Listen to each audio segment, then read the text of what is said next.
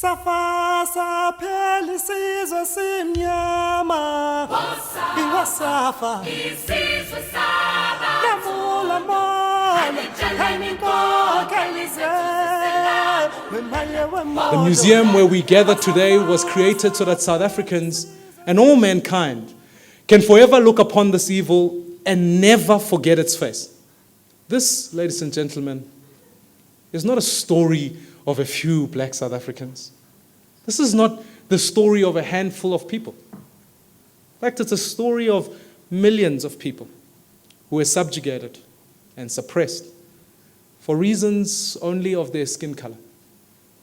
And so ours is a story defined by race. It's a story defined by the color of our skin. And in fact, it is where I find the genesis of my own story. I grew up in Soweto. I'll never forget, my first memory of white people was of the South African Defence Force soldiers occupying the streets of the then state of emergency.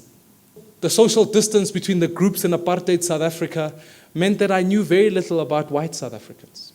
My perceptions were based on strange stereotypes and random observations. It has taken me a number of years in many ways to correct these misconceptions. Let me reiterate, I never hated whites. What we really hated was the system. It was a system with the power to define who we were.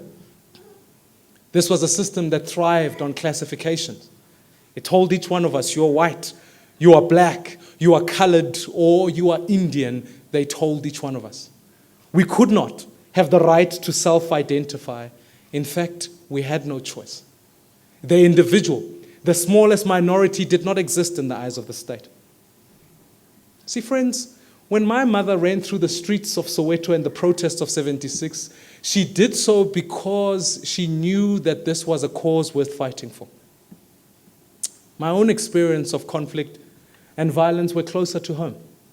In fact, in the townships, there was a war happening between the IFP, the ANC, and other groups.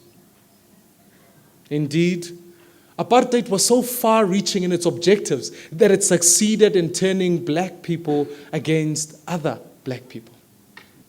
My question to you, profoundly so, is to ask whether we can get past the strange and very twisted history. I'm of the firm belief that we can.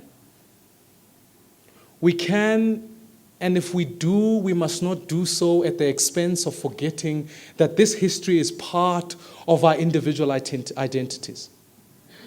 I recently took a white friend of mine to the Hector Peterson Memorial the other day.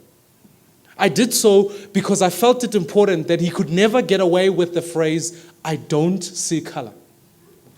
Because for better or for worse, our history of racial divisions has shaped each one of us. If you actually don't see the fact that I am black, you actually don't see me. If you don't see the fact that I am black, you don't see me. See, there are too many South Africans who want to remain with the claim that they do not see race. It's an attitude that in fact comes from the notion that we should forget the past, that we should in fact wish it away. On a recent visit, I went to the Voortrekker Monument in Pretoria recently.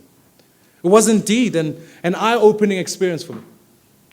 I saw aspects of Afrikaner heritage that are truly remarkable in their beauty and their ingenuity.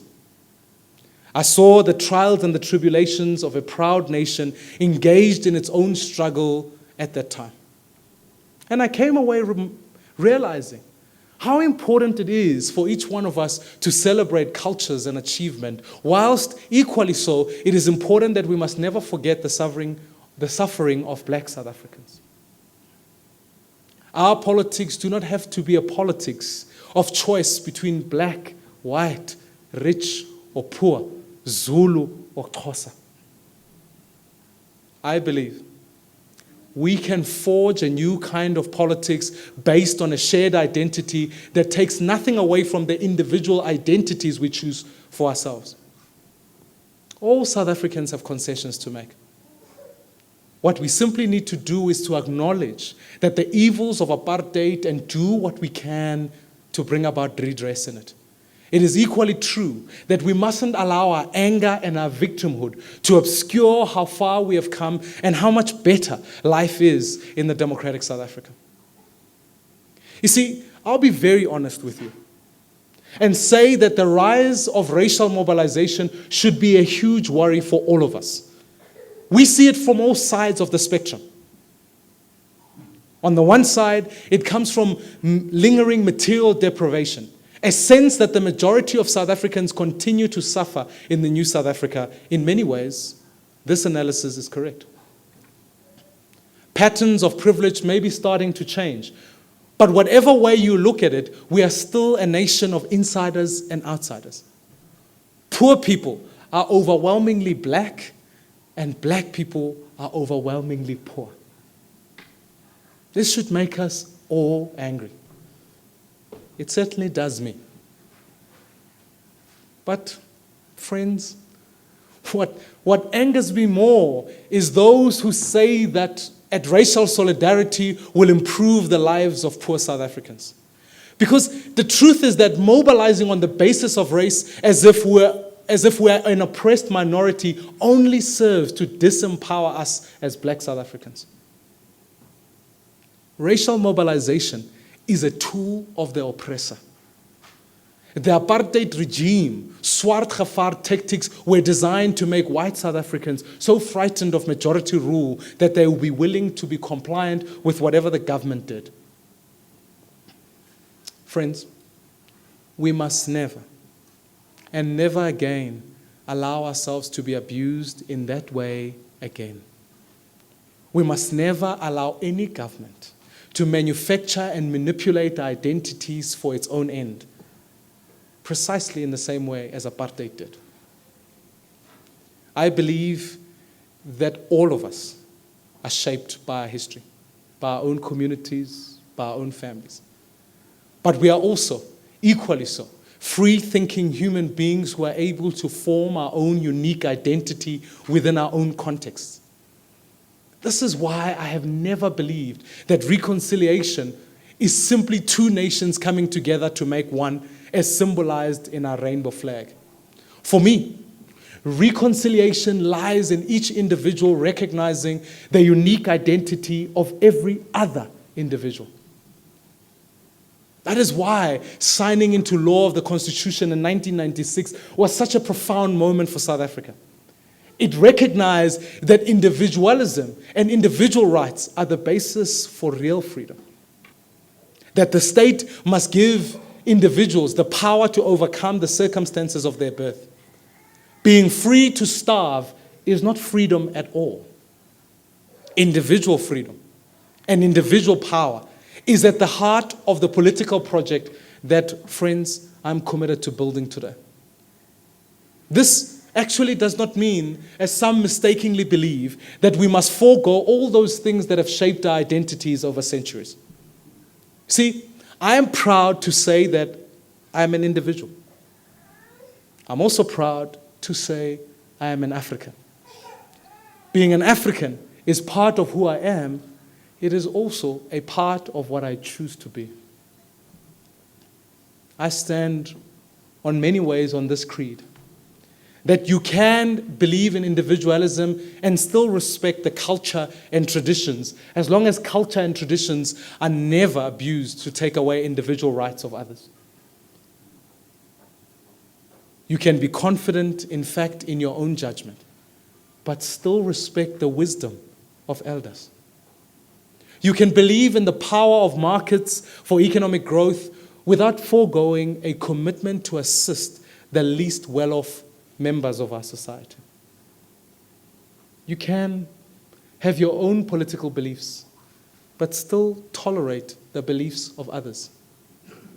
You can believe in individual freedom and ubuntu. Kore monagano o reng motho ke motho ka batho. Okanye umntu ngumntu ngabantu. Or in English, it's to say that a person is a person through others. You can recognize that communities are made up of individuals, while recognizing that individuals are also a product of communities that shape them. our children, like all of us, have a beautiful gift of being able to self-identify. In fact, my kids, I want to provide a political spectrum for them that will allow them to choose the politics of their own choice based on their own values that transcend their preordained identities we inherited in the past struggles. I want them to know they're part of a new generation of new South Africans who are crafting forward a new historic mission. I believe as we stand here, you and I, our mission is to craft a future that recognizes that the forces that shape each one of us, that recognize that without keeping us imprisoned by them. And I believe that future is a future worth fighting for. Morena, boloka setjhaba sa heso. Nkosi sikelele Africa. Let us live and strive for freedom in South Africa, our land. Thank you very much.